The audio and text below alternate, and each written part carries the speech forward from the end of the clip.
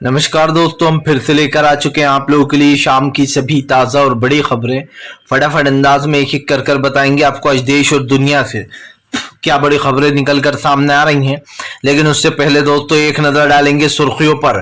प्रधानमंत्री नरेंद्र मोदी के ऊपर गरजे असदुद्दीन ओवैसी, बोले बीजेपी का जब तक हिंदुत्व का काट चलता रहेगा तब तक बीजेपी अपनी राजनीतिक रोटियां सेकती रहेगी। जी हाँ, जनता को भड़काती रहेगी। वहीं पर अगली बड़ी खबर में हम आपको बताएंगे दोस्तों, दरअसल आपको बताते चले हाईकोर्ट की जज ने राहुल गांधी की सुनवाई से खुद को किया अलग। गुजरात हाईकोर्ट की जज ने तो मच गया हड़कंप। बताएंगे आखिरकार ऐसा क्या हुआ जो इनको अपना नाम अलग लेना पड़ा।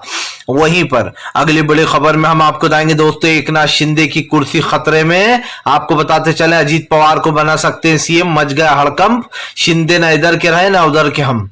वहीं पर अगली बड़ी खबर में हम आपको बताएंगे राहुल गांधी का पीएम नरेंद्र मोदी के ऊपर बड़ा हमला।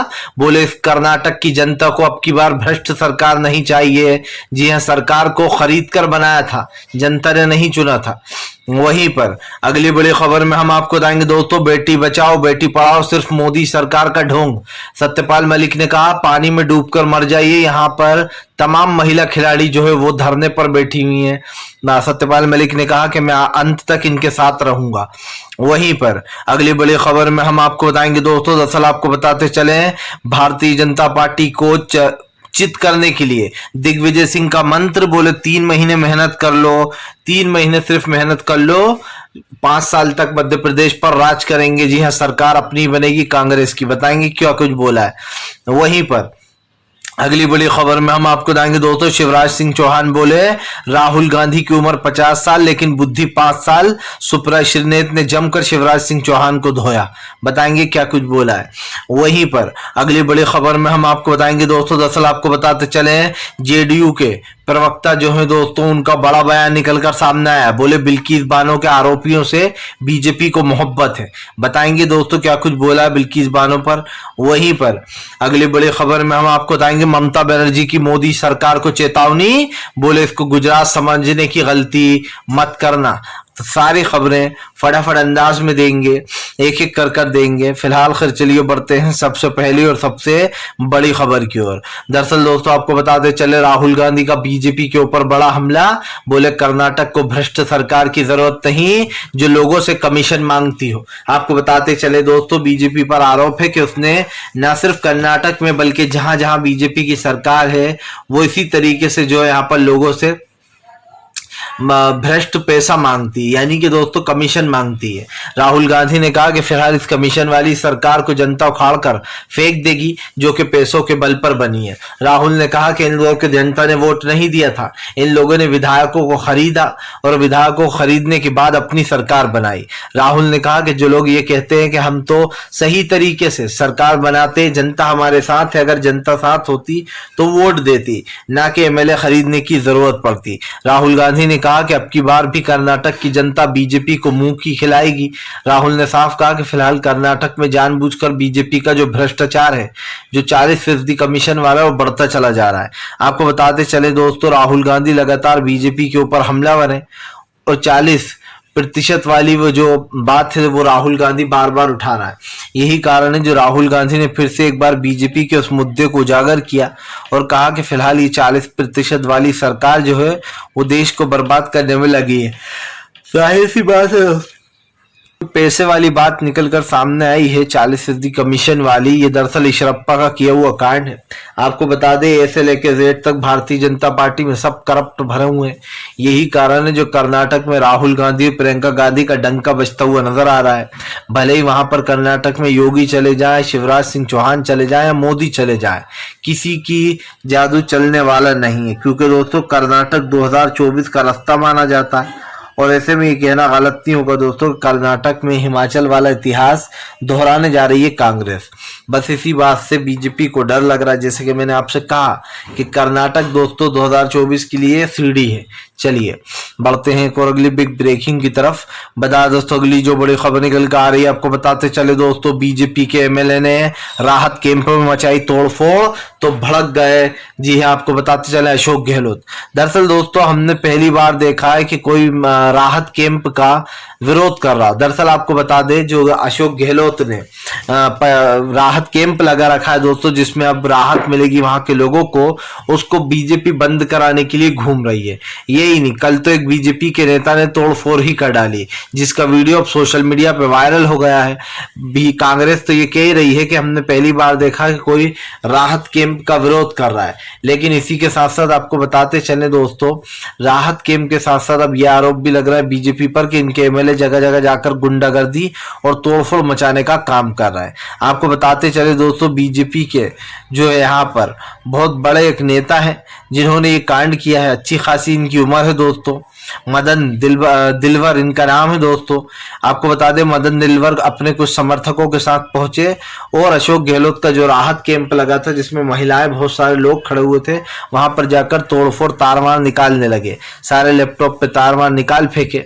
जिसके बाद आपको बताते चले इन्होंने विरोध करते हुए कहा कि हम आपका नाम नहीं लिखने देंगे। जनता बोलने लगी आप ऐसा क्यों कर रहे हैं, तो कहने लगे कि ये तो कांग्रेस वाले आपको झूठ बोल रहे हैं, ये लोग कोई राहत वहात कैंप नहीं देने वाले। आप समझिए, हारने का इतना डर है कि फिर से राजस्थान में हमारी हार होगी तो बीजेपी बौखला गई है दोस्तों।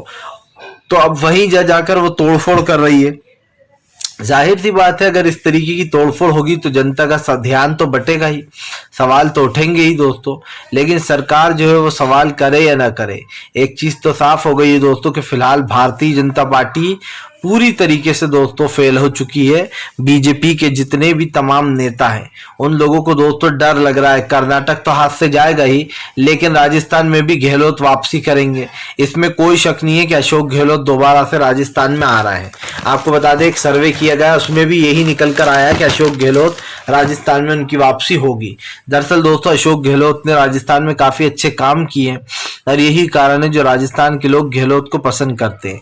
चलिए बढ़ते हैं एक और अगली बिग ब्रेकिंग की तरफ। बता दोस्तों सत्यपाल मलिक का फिर से एक बार बीजेपी के ऊपर बड़ा हमला, बोले पानी में डूब मरने की जरूरत, मन की बात नहीं जनता की बात करनी चाहिए। दरअसल दोस्तों पीएम नरेंद्र मोदी की मन की बात पर भड़क गए सत्यपाल मलिक, बोले बेटी पढ़ाओ बेटी बचाओ ये सिर्फ एक ढोंग था पीएम नरेंद्र मोदी का, और वो ढोंग पहलवानों में दिखाई दे रहा है। आपको बता दें दोस्तों महिला पहलवान 3 दिनों से अनशन पर बैठी हुई हैं, वो आंदोलन कर रही हैं कि ब्रिज, और मांग भी क्या है दोस्तों, एक छोटी सी मांग कि ब्रिजभूषण ने महिलाओं के साथ यौन शोषण किया है, उसको पार्टी से मतलब जो हमारा अध्यक्ष बनाया गया है उससे बाहर कर दिया जाए कुश्ती संघ से। लेकिन आप समझिए दोस्तों ऐसी आखिरकार एक विधायक से ऐसा क्या प्रेम है बीजेपी को दोस्तों ब्रिजभूषण सिंह से कि अब तक उसे कुश्ती अध्यक्ष पद से हटाया नहीं गया। मैं आपको बताता हूं, दरअसल बहुत जल्दी उत्तर प्रदेश में आपको पता है उपचुनाव होने वाले, और ब्रिजभूषण दोस्तों एक बड़ा नाम है, उसके साथ एक बड़ा तबका है, यानी कि विधायकों का एक बड़ा तबका ब्रिजभूषण के साथ है। बीजेपी दोस्तों नहीं चाहती कि वो ब्रिजभूषण के खिलाफ कोई भी एक्शन ले। आप समझिए, जो लोग कहते हैं कि हम तो हिंदुओं के हितैषी हैं, हम तो हिंदुओं को बचाएंगे, लेकिन आप समझिए वो खुद ही भेंट चढ़ाते हैं दोस्तों। ये चाहते हैं कि महिलाओं के साथ यौन शोषण होता रहे, लोग महिलाओं को छेड़ते रहें, उनके कुश्ती संघ की महिलाओं को, और जो है गंदे गंदे ऑफर वगैरह देते रहें। यही नहीं दोस्तों, इससे पहले भी अभी आपको याद होगा कि कई लोगों के नाम आए हैं बीजेपी नेता का, एक हरियाणा का जो है मंत्री, खेल मंत्री, उसके ऊपर भी इसी तरीके के आरोप लगाए हैं एक महिला ने कि इन्होंने मुझे ऑफर दिया है। आपको बताते चले दोस्तों अब बीजेपी फंस गई है। सत्यपाल मलिक ने कहा कि मैं अंत तक इनके साथ खड़ा हूं, जब तक इनको जो भी जरूरत पड़ेगी मैं इनके साथ आधी रात को भी रहूंगा और इनको सपोर्ट करूंगा। दरअसल दोस्तों बीजेपी मानने को तैयार नहीं है और विपक्ष जो है वो मानने को तैयार नहीं बैठा है। मतलब साफ हो गया कि बीजेपी दोस्तों कोशिश कर रही है कि वो कहीं ना कहीं इन्हें डरा धमका ले। फिलहाल चलिए बढ़ते हैं एक और अगली बिग ब्रेकिंग की तरफ। बता दोस्तों अगली जो बड़ी खबर निकल कर आ रही है, असदुद्दीन ओवैसी का बीजेपी के ऊपर बड़ा हमला। बोले जब तक ये हिंदू मुसलमान का काट खेलती रहेगी तब तक लोग इनको वोट देते रहेंगे। जी हाँ, आपको बताते चले जनता को जागरूक होने की जरूरत। दरअसल दोस्तों आपको बताते चले बीजेपी के ऊपर ये आरोप लगते रहते हैं कि जैसे ही एक तरीके से समय आता है चुनाव का तो बीजेपी अलग मूड में आ जाती है, वो हिंदू मुसलमान पर उतर आती है और हिंदू मुसलमान वाली राजनीति करने लगती है। यही कारण है जो अब ओवैसी ने बीजेपी के ऊपर हमला बोल दिया है। असदुद्दीन ओवैसी का कहना है कि फिलहाल भारतीय जनता पार्टी जानबूझकर हर जगह हिंदू मुसलमान कर रही है ताकि उसको राजनीतिक फायदा हो सके। आपको बताते चले दोस्तों सीधे सीधे हमला बोलते हुए यहाँ पर साफ कहा गया कि फिलहाल बीजेपी हिंदू मुस्लिम कार्ड सिर्फ इसलिए खेल रही है क्योंकि बहुत जल्दी विधानसभा और उसके बाद लोकसभा चुनाव आने वाले हैं। दरअसल दोस्तों सब जानते हैं कि लोकसभा चुनाव से पहले बीजेपी एंग बेंग सब कुछ करेगी, यानी कि साम दाम दंड भेद सबको यूज कर लिया जाएगा। आप भी जानते हैं दोस्तों कि इस वक्त एक चीज तो साफ हो चुकी है, भारतीय जनता पार्टी जो अपने आप को संत बताने में लगी थी अब उसको एक बड़ा झटका लगने वाला है। तो ये देखना दिलचस्प होगा दोस्तों कि फिलहाल आने वाले एपिसोड में क्या होगा। क्योंकि एपिसोड में इसलिए बोल रहा हूं दोस्तों क्योंकि भारतीय जनता पार्टी के एपिसोड ही चलते हैं, प्रधानमंत्री की मन की बात चल रही है लेकिन जनता की बात जानने का कोई इरादा नहीं दिखाई दे रहा है। ओवैसी ने कहा कि फिलहाल देश में नफरत फैलाकर कौन सी राजनीति करना चाहती है बीजेपी। असदुद्दीन ओवैसी ने कहा कि हमें सब कुछ समझ में आ रहा है, सब पता है कि कैसे बीजेपी राजनीतिक फायदे के लिए लोगों को आपस में भिड़वाती है। दरअसल दोस्तों बीजेपी बार बार दोहरा रही है कि हम मुसलमानों का 4% कोटा जो वो मिलता है दोस्तों उनको आरक्षण, उसको बंद करा कर रहेंगे हम तेलंगाना में अगर हमारी सरकार आ गई तो। ऐसा ही दोस्तों उन्होंने कर्नाटक में किया और आप समझिए कोर्ट ने कैसी फटकार लगाई कि आपने किससे पूछकर मुस्लिमों का आरक्षण खत्म किया। चलिए बढ़ते हैं एक और अगली बिग ब्रेकिंग की तरफ। बता दोस्तों अगली जो बड़ी खबर निकल कर आ रही है, ममता बनर्जी की मोदी सरकार को चेतावनी। बोले इसे उत्तर प्रदेश और गुजरात समझने की गलती मत कर देना, यहाँ पर जितनी भी चीजें कर रही है बीजेपी ये सब कुछ सक्सेस नहीं होने वाली। ममता बनर्जी ने कहा कि बीजेपी के झूठ की कोई सीमा नहीं है, वो झूठ बोलने के लिए तत्पर रहती है। ममता बनर्जी ने कहा कि गलती से भी इसको गुजरात समझने की गलती मत कर देना, जहां जहां बीजेपी शासित राज्य है वहां वहां जंगल राज है। ममता बनर्जी ने कहा कि बीजेपी की सच्चाई साफ दिखाई दे रही है। जाहिर सी बात है दोस्तों भारतीय जनता पार्टी जो लगातार झूठ का ढिंडोरा पीटती रहती है, जिस बीजेपी के ऊपर हमेशा सवाल उठता रहता है और उस बीजेपी को दोस्तों घेरने का काम कर लिया है। मैं तो पहले भी कहा है दोस्तों फिर कहूंगा, देश में बदलाव की जरूरत है और देश में बदलाव तब होगा दोस्तों जब कहीं ना कहीं भारतीय जनता पार्टी सत्ता से बाहर चली जाएगी। आप समझिए हर मुद्दे को दोस्तों अपने एंगल से देखती है बीजेपी और उस मुद्दे को हिंदू मुसलमान पर भी ले जाती है। लेकिन इस चीज से एक साफ है, ममता बनर्जी ने साफ चेता दिया है कि बंगाल को गुजरात समझने की गलती कर ही मत देना। आपको बता दें दरअसल लगातार बीजेपी इन दिनों ममता बनर्जी घेरने में लगी है, जिसके एवज में ममता बनर्जी ने भी पलटवार कर दिया है। ममता बनर्जी ने बीजेपी के ऊपर हमला बोलते हुए कहा कि फिलहाल देश में गरीबी, महंगाई जैसी चीजों को बीजेपी बढ़ावा दे रही है और इसे कम करने के बजाय बढ़ाती चली जा रही है। ममता बनर्जी ने कहा कि बीजेपी को लगता है कि हम डर जाएंगे या धमक जाएंगे तो वो बहुत गलतफहमी में है। ममता बनर्जी ने कहा कि फिलहाल देश में इन मुद्दों से लड़ने की जरूरत है और इन मुद्दों को लड़ा भी जाना चाहिए। लेकिन दोस्तों एक चीज तो साफ है, इन मुद्दों से लड़ा जाना चाहिए या नहीं, लेकिन आपने एक चीज को नोटिस किया होगा कि बीजेपी महंगाई, गरीबी, बेरोजगारी जैसी चीजों पर कोई बात नहीं करती, लेकिन वो बंगाल को आए दिन घेरने पहुंच जाती है। यही कारण जो ममता बनर्जी अब बीजेपी के ऊपर हमलावर हो गई है। चलिए बढ़ते हैं एक और अगली बिग ब्रेकिंग की तरफ। बता दोस्तों अगली जो बड़ी खबर निकल कर आ रही, प्रियंका गांधी की हुंकार से कर्नाटक गूंज उठा। प्रियंका ने दिया जोरदार भाषण तो कर्नाटक में उमड़ पड़ा जन सैलाब।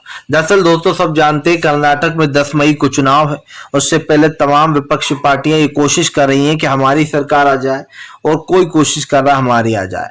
लेकिन दोस्तों जिसका दबदबा कर्नाटक में दिखाई दे रहा है वो कांग्रेस है, क्योंकि जाहिर सी बात है पिछले साल भी कांग्रेस की ही सरकार बनी थी कर्नाटक में, लेकिन पैसों के बल पर वहां बीजेपी ने अपनी सरकार बना ली। पर अब जब दोस्तों लोगों को दिखाई दिया कि कर्नाटक में कैसा भ्रष्टाचार फैला हुआ है और कर्नाटक में क्या हो रहा है, इसको लेकर लोग काफी गुस्सा हो गए। साफ दिखाई दे रहा है दोस्तों कि फिलहाल राहुल गांधी और प्रियंका गांधी का कर्नाटक में जादू चल रहा है। कल प्रियंका गांधी ने हुंकार भरते हुए साफ कहा था कि पीएम नरेंद्र मोदी सिर्फ अडानी और अंबानी के लिए काम कर रहे हैं, वो उनके खाते भरने का काम करते हैं। जाहिर सी बात है दोस्तों, अगर किसी के ऊपर ये सवाल उठ जाए और किसी से आप एक तरीके से ये कह सकते हैं कि इस मुद्दे पर बात करने जाएं, तो वो मुद्दा दोस्तों कोई इतना छोटा नहीं है, लेकिन साफ दिखाई दे रहा है कि प्रधानमंत्री नरेंद्र मोदी इस मुद्दे को दबाने का काम कर रहा है और ये मुद्दा दोस्तों एक बड़ा मुद्दा भी बन चुका है। फिलहाल जनता का जो मामला है, जो मसला है, उसमें तो मुझे यही दिखाई दे रहा है कि फिलहाल सरकार की जो नीतियां हैं वो पूरी तरीके से खत्म हो चुकी हैं। इसलिए दोस्तों अब देश में एक तरीके से बीजेपी के खिलाफ एक मुहिम छेड़ना पड़ेगी, क्योंकि जाहिर सी बात है दोस्तों, जो लोग इस वक्त अभी सत्ता में हैं उनको सत्ता से उखाड़ना बहुत जरूरी हो गया है। फिलहाल अब एक चीज तो तय है कि बीजेपी को इस देश के नौजवान माफ नहीं करने वाले हैं। चलिए बढ़ते हैं एक और अगली बिग ब्रेकिंग की तरफ। बता दोस्तों अगली जो बड़ी खबर निकल कर आ रही है, आपको बताते चले दोस्तों, एकनाथ शिंदे न इधर के रहे न उधर के हम, न विशाल रात मिली न खुदा मिला न विशाल सनम। आपको बताते चले ये शेर दोस्तों बहुत सही बैठ रहा है एकनाथ शिंदे के ऊपर। दरअसल दोस्तों अब बीजेपी बड़ी चालाकी में, बीजेपी चाह रही है कि वह अजीत पवार को महाराष्ट्र का सीएम बना दे और एकनाथ शिंदे को उठाकर बाहर फेंक दे। दरअसल एकनाथ शिंदे ही दोस्तों वो इंसान है जो कि बीजेपी में बहुत सारे समर्थकों को लेकर आए और उन्होंने अपनी सरकार बना ली बीजेपी के साथ मिलकर। लेकिन दोस्तों अब बीजेपी एकनाथ शिंदे को ही लुढ़काने में लगी हुई है। बताया जा रहा है कि बीजेपी एकनाथ शिंदे से एक तरीके से डील करके, दोस्तों डील कह सकते हैं इसको, डील करके इन चीजों से बचने का काम करेगी। लेकिन हमने साफ एक चीज देख ली है दोस्तों कि फिलहाल भारतीय जनता पार्टी पहले एकनाथ शिंदे को लेकर आई, अब अजीत पवार के बल पर है, क्योंकि बीजेपी को एक चीज साफ पता चल गई है कि वो महाराष्ट्र में चुनाव बुरी तरीके से हार रही है। यही बात है दोस्तों कि वो चुनाव यानी कि इलेक्शन से पहले एमवीए के गठबंधन को तोड़ना चाहती है। वो चाहती है कि फिलहाल महाविकास अघाड़ी से एक एक करके सब अलग हो जाए। लेकिन दोस्तों आपको बताते चले महाराष्ट्र में दोबारा इतिहास दोहराएगा और फिर से एक बार मिली अघाड़ी की ही जो है मिलीजुली सरकार बनेगी, क्योंकि महाराष्ट्र का सर्वे यही कहता है कि एकनाथ शिंदे के आने के बावजूद भी बीजेपी चुनाव नहीं जीत पाएगी। जाहिर सी बात है दोस्तों, क्योंकि एकनाथ शिंदे ने कोई अच्छा काम तो किए नहीं है। बिल्कुल अब जिससे हम नॉर्मल रहते हैं घरों पे वैसे ही रहते हैं और ये साफ हो गया है कि अब सरकार की नीतियां पूरी तरीके से विरोध में जा रही हैं। फिलहाल यहाँ तो एक चीज तो साफ है कि अब दोस्तों देश की जनता को बड़ा झटका लगा है, क्योंकि महंगाई, गरीबी, बेरोजगारी जैसे मुद्दों पे बीजेपी कोई बात नहीं करती, लेकिन इन मुद्दों पर बहस हमेशा होती रहती है दोस्तों। तमाम विपक्ष पार्टियां घेरती रहती हैं, क्योंकि बीजेपी की बेईमानी जो है वो सबके सामने आ ही जाती है। फिलहाल चलिए बढ़ते हैं एक और अगली बिग ब्रेकिंग की तरफ। बता दोस्तों अगली जो बड़ी खबर निकल कर आ रही है, आपको बताते चले, फिलहाल प्रधानमंत्री नरेंद्र मोदी के ऊपर जमकर गरजे भूपेश बघेल, बोले नक्सली हमला लेकिन जम्मू कश्मीर में रोजाना हमले हो रहा है, उसकी रिपोर्ट दे पीएम नरेंद्र मोदी। बीजेपी के ऊपर गरजते हुए भूपेश बघेल ने कहा कि बीजेपी वालों के पास अब कोई मुद्दा नहीं है, इसलिए अनशन मुद्दे उठाते हैं। दरअसल आपको बताते हैं नक्सली हमले में दोस्तों कल 10 लोग जवान शहीद हो गए दत्तावाड़ा में जो है छत्तीसगढ़ में, जिसके बाद बीजेपी कांग्रेस पर हमलावर हो गई है। लेकिन आपको बताते चले यहाँ पर राहुल गांधी ने उनको श्रद्धांजलि व्यक्त की है दोस्तों, राहुल गांधी ने तारीफ भी लिखी है। राहुल गांधी ने आपको बताते चले तमाम शहीदों की तारीफ लिखते हुए काफी कुछ बोला, क्योंकि जाहिर सी बात है दोस्तों नक्सली हमला हमारे देश के नौजवानों के लिए खतरनाक था। कल 10 जवान शहीद हुए। आपको बता दें दोस्तों नक्सली हमले को लेकर जो यहाँ पर राहुल गांधी ने एक ट्वीट कर दिया। वो लिखते हैं कि फिलहाल छत्तीसगढ़ के दंतेवाड़ा में हुए कार्यपूर्ण नक्सली हमले में 10 डीआरजी जवान और 1 वाहन चालक की शहादत का समाचार जो बहुत दुखद है। इस कठिन वक्त में हम उनके शव और उनके परिवार और उनके परिजनों के साथ हैं। और जो यहाँ पर दोस्तों राहुल गांधी ने कहा कि फिलहाल मैं उनको श्रद्धांजलि देता हूँ और नमन करता हूँ। दरअसल दोस्तों आपको बता दें अब इस चीज पर भी बहस छिड़ी हुई है। चलिए बढ़ते हैं एक और अगली बिग ब्रेकिंग की तरफ। बता दोस्तों अगली जो बड़ी खबर निकल कर आ रही है, अखिलेश यादव ने बीजेपी पर साधा निशाना, बोले उत्तर प्रदेश में फेक इनकाउंटर की झड़ी लगी है। उत्तर प्रदेश के मुख्यमंत्री भरी संसद में खड़े होकर कहते हैं कि मैं ठंडा कर दूंगा, मिट्टी में मिला दूंगा। आपको बताते चले अखिलेश यादव ने कहा कि अगर ऐसे ही सबको मिट्टी में मिलाते रहे तो फिर बीजेपी नेताओं के भी नंबर आएंगे, उनको मिट्टी में मिलाना पड़ेगा। जाहिर सी बात है दोस्तों बीजेपी के ऊपर ये आरोप लगते रहे कि बीजेपी जानबूझकर ऐसी राजनीति करती है जिसमें उसका फायदा हो, और अब बीजेपी क्या कर रही है आपने देखा ही दोस्तों। तो ये कहना गलत नहीं होगा कि भारतीय जनता पार्टी का सच जो है वो हम और आप पहले ही जान चुके थे, लेकिन अब तो बीजेपी की पोल भी खुल चुकी है। फिलहाल दोस्तों वीडियो अच्छा लगे तो कृपया लाइक करें, चैनल पर पहली बार आए सब्सक्राइब जरूर करें ताकि ऐसे वीडियो